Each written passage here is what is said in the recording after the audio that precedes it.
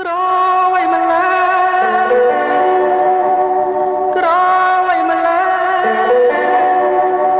បើក្រយ៉ាងនេះអ្នកណាគេស្នេហ៍មេត្តាអាណិតធ